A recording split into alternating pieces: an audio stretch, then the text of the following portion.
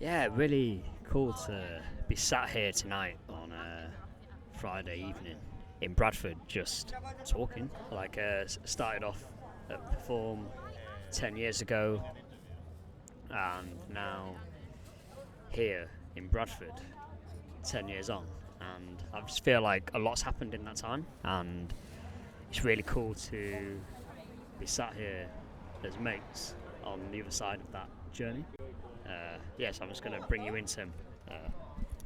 Mate, what an absolute pleasure to be here. Apologies for the background noise. Got some locals in the mix here. But yeah, here we are, Bradford. Hottest day of the year. Sun's out. Got a nice little spot. Lime and soda and a offer shop on the go. And mate, just always enjoy your company. I think, probably is 10 years, isn't it? Pretty much 10 years, I think. That day you walked in with your suitcase, your post-it notes and loads of wallpaper and a jazzy shirt to talk UX. Did the job, got in. But yeah, it's been a pretty action-packed 10 years one way or another, isn't it? And mate, it's just nice to be able to have a chat and see where it takes us within these beautiful surroundings of BD1. Yeah, for me, just fresh out of uni, and we had an amazing team in Leeds. We had a really good design department within Perform at the time, and now DAZN. And every Friday night we'd get ourselves down to a local boozer and have 1, 2, 3, 5, 6 too many beers, and just let the night take us. And I think through that we really got close as well. We had so many good memories of boozing around, shots galore, waking up at 4 in the mornings, and a lot of banter-filled evenings that were fueled by alcohol. 10 years on, I've now stopped drinking, and I feel we are able to just sit here on a Friday night and talk. And I think the relationship is now grown into a place where you don't need all the alcohol, don't need all the drinks. That was fun, and it was amazing to have that. And I think now just being able to let go of that and just being able to talk and connect, and Touching, mate. Sorry, just finishing my beer there. No, I think you're right. I think everything's moved on a little bit. Great early memories of those days. We had a team, probably 20 odd in Leeds, all similar. Well, apart from me, similar ages, similar point in their lives, enjoying getting into business and socialising. And I think carefree, I think, was probably the attitude that we had at the time. You kind of just get involved in that mindset of just don't take anything too seriously.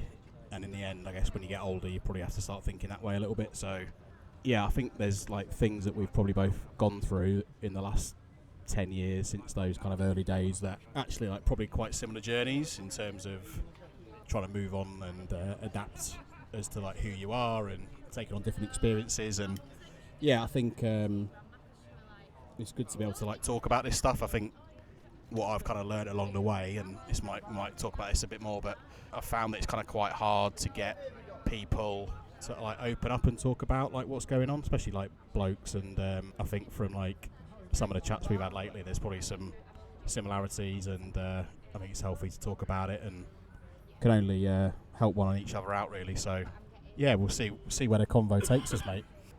I really like what you said there about opening up about things and being able to share what's going on underneath the surface. Take the mask off and actually just be I'm feeling a bit sad today, or I'm feeling really happy about something. I'm feeling joyful, and I'm feeling proud, or not talking about something and being. I guess I'm kind of rambling here, which is something that we kind of came up before, which is called Ramble FC. It's just ramble away. But to ask you a question, what does a good Friday night look to you now? Yeah, that's a question, isn't it? Probably different to what it used to be. I mean, 90% of the time it is looking after my kids, so blessed to have 3 lovely daughters. Time is quite scarce, so I'm now in a position where I much rather, like, I enjoy the time at home, but also it's important to connect with people. And I think over the last, like, 10 years or so, I've probably, work has been busy, life has been quite busy, and so now I'm making much more, like, a concerted effort to, like, catch up with people and not necessarily go out and get absolutely leathered, but just go out, have a couple of beers, or just reconnect a little bit more. Life sometimes can get fucking pretty heavy, so it's nice just to chill out a bit and meet up with old friends. And obviously the invite of a hot Friday night in Bradford with Aziz Patel was too much to turn down, I think. Yeah, glad you accepted the invitation to get all hot and bothered in Bradford. What's the draw to do this, and to share these real conversations? Because I think to answer that question myself, and it'd be good to get your perspective, is being more vulnerable and sharing honesty as it comes out. The hope is it helps the next person to be able to just relax and not feel that they need to hide themselves, and they can just openly share. And I guess even if it becomes like a ramble, it's like it's still sound to someone's ears that could be of help. So it's so easy to judge what you've got to say and just let it go off, and without actually thinking that no one's going to care, and just like pushing those thoughts away. But why not just let them out and share them? That might be useful to someone else, even if it's like a minute of ramble. They might be thinking, oh shit, that's how I sound when I talk. No, it's a good question, and it's kind of the best way to answer that is authentically, as difficult as that might be along the way. I think most of the time when you get asked a question, or most of the time you get a chance to speak, it's either about Tim the designer, Tim the manager, or Tim the dad. That's generally like what you're kind of asked an opinion on. It's very rare that you actually get asked to talk about yourself and like who you are a little bit. And it's sometimes hard to be able to relate to someone. It always feels like you're in the worst position, and I think there were so many times in that period of time where there's just not really anyone to talk to, because you had to be the person that people expected you to be. I had to be the head of design. I had to, put a brave face on stuff. I had to be the best dad and husband I could be. But the reality was I probably wasn't, or any of those things. But you got to kind of keep up to the facade.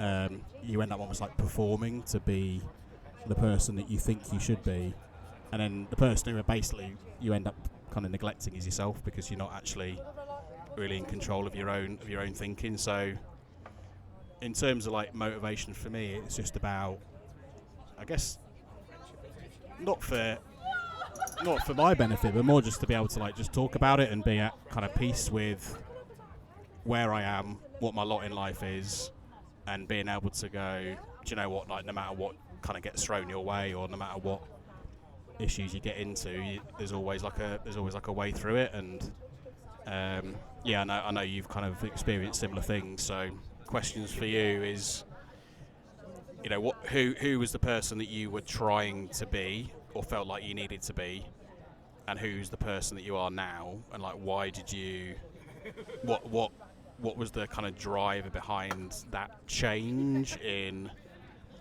being the performer to being just the real you? Keen to get your thoughts. I think you saying that, like, well, first off, it makes me sad that you had those thoughts, and I can relate to those feelings as well, because I've had those similar thoughts and feelings as well. But it's like the whole thing of like we're mates, and I think that's something that in those times we weren't able to like share those feelings openly, because that leads into that whole thing of being a the person that I was trying to be, and the person that I am today, and what's been the biggest change. I think it's quite difficult. I feel like it's the feeling of the thought of like I guess like this is like a very literal example of it. It's like sat here right now and trying to think of the perfect answer. Like you've asked me a question there, and I'm really trying to like craft what the answer should be. So I'm in my head thinking about what the answer should be. Where if I just like speak about it and be like, I don't actually know what the answer is to that question, and you know, like, and it's okay to not know, or it's okay to make a mistake. And I think like in the past, like thought had to be a certain way to be accepted.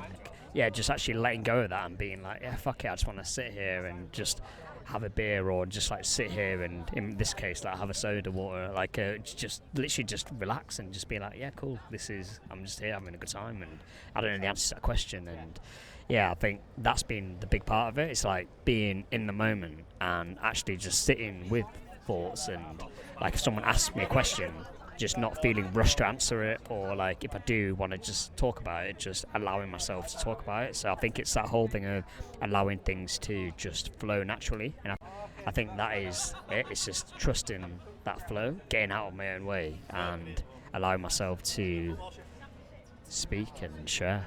Thanks, mate. That's, I think it's that, innit? Trying to please everyone by giving the perfect answer or trying to say the right thing. I think from my point of view, it was. I still feel like I was like I wasn't that young when I became like the head of role, but I think like emotionally, I was probably quite young.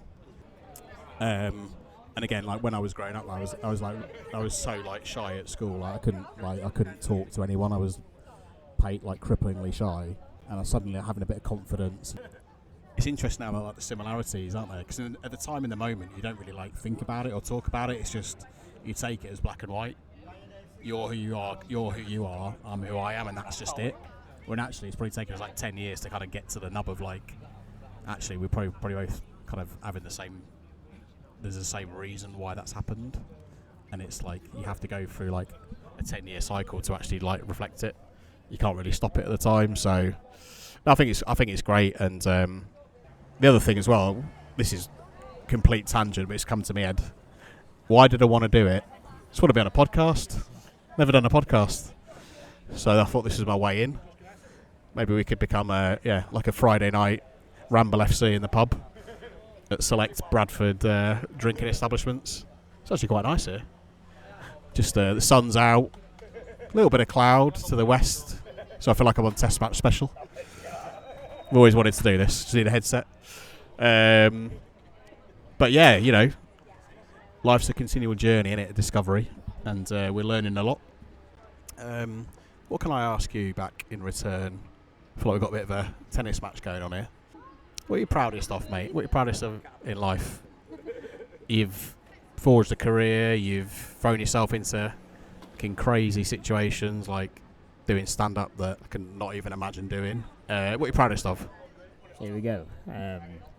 What I'm most proud of? I think, to be honest, I think the proudest moment is doing this right now, to be honest. And I think to elaborate on that, I think there's quite a lot going on here. Like we're gonna sat in on a Friday night, surrounded by people. There's at least 30 people in this pub right now, and we're just sat in the heart of Bradford with a couple of bevs on the go. With about £8,000 worth of kit. Well, not exaggeration, but we stand out. We're literally sat here and we're just talking our hearts out. You know what I mean? But in a way that is actually like, we're actually like connecting on real things and actually recording this down a microphone as well for the good to share with others. And I think like that in itself is a super proud moment, and not something that just happened like that. And I think it's been a bit of a journey to get to the point where I can actually be able to just do that and be like, actually, fuck it, just gonna share this. And met other people here, and it's just an honest conversation between two men sat in the pub on a Friday night. And I just think it's quite a proud moment. So I think, yeah, that's a proud moment. Another proud moment is, I guess, just packing a bag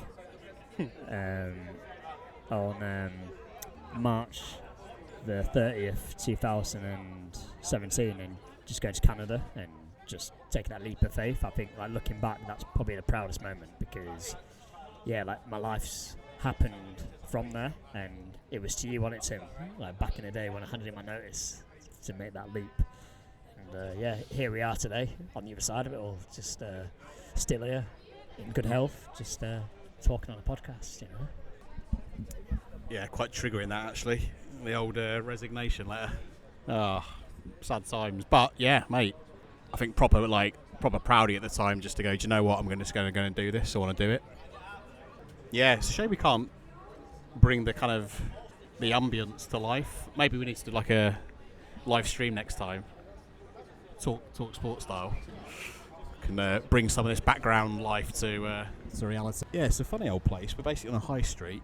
About 5 or 6 tables outside. Kind of a little few gatherings here and there. But yeah, never thought I'd do this, so it's a bit of a winner, isn't it? Oh, here we are. Is that one of them things you put onto the window in your car? Got some live footage, live stream. This is we're breaking ground here. Get your shades on. I'll get mine on. But yeah, I'd never thought this would have happened. But anyway, I think the thing that changed it, mate. I'm going to put it out there. I think the thing that propelled us from the occasional chat to this was the voice notes. The voice notes on WhatsApp. But aren't they good? They really let you go a level deeper. So yeah, a few voice notes back and forth, and here we are in Bradford. So what's next for you, mate? What's coming up for you next? What else you got going on? What's in the pipeline? What's in the pipeline? Well, to be honest with you, just doing 1 week at a time, to be honest. I think what I'm really excited about is actually publishing this podcast episode. I'm excited about that. That kind of feels like the next step. I think where I'm moving towards is, like, since moving to Canada, I've been working on my inner self, like, a lot, and I think I want to use this next period to share more of that in the spirit to maybe help the next person to be able to to share more of themselves, because I feel like everyone has something unique and special about them, and I really want to be able to help them to be that potential person they could be. And then outside of that, just want to relax and just spend time on it, to be honest. Spend more time in the sea. I'm part of a lot of groups in Brighton. Yeah, I just feel like I've got a life that I'm building in Brighton. I just want to just relax and go on holiday, sit on a beach, maybe go to Japan one day, go to Korea. And what about you, Tim? What's flowing through the old pipeline for you, mate? What's for me? I've had 5 minutes to think about the answer since you started answering it. What's for me? I think acceptance, I think, is the word. I think there's 3 things for me. Authenticity, this is the title of the podcast. Being the best dad I can. Got 3 great kids, and they're the priority. I think the second thing is finding more time for myself. I've been so I think just trying to find a good balance between being a dad, but also having time to reconnect to people like yourself, Aziz. Really important for the new chapter in my life. And then beyond that, work-wise, I've been in design for 20 years, so from being a designer to managing designers to running teams to whatever else, and that's a long time. It's a long time, and I know you've benefited from diversifying a bit, doing things that are maybe out your comfort zone, that give you a bit of a open door to new things, new surroundings, going to Canada, moving to Brighton, doing your stand-up, doing your singing. I'd like to be able to be a bit more confident and take a few more kind of calculated risks and see what else is beyond Tim the designer and Tim the dad. Yeah, like you said, not let life get too heavy. And I think again, coming back to that question around, like, why are you doing it? I do think there is an opportunity and a gap for people just to be able to hear, like, people's experiences. Like, guys and girls, but, there's two blokes in it, so sue me. Sue me. Yeah, I think blokes struggle for this shit, don't they? And actually, like, just being able to, like, talk about stuff and, like, say, you can't just bury the past. You've got to, like, face up to it. And yeah, hopefully that makes you, like, a better person, a better dad, a better boss, better designer, and you go from there. But just, yeah, like you say, probably like just 1 week at a time, really. I feel like I'm going for a bit of a kind of like rebuild, rebrand phase. I feel like talking about stuff and like listening to people talk about stuff like helps make that make sense. I think when you're younger, when you've got all this stuff going on, either you can't be arsed thinking about it, or you don't know how to think about it. But I guess as you get older, you get a bit more reflective. But I think maybe there's some experiences there, business life, all the kind of things that come with it can be fucking hard for people, like really hard. It's not always easy to like work our way through it. So yeah, just be a decent chap, I guess. Long and short of it. Mate, pass back to you.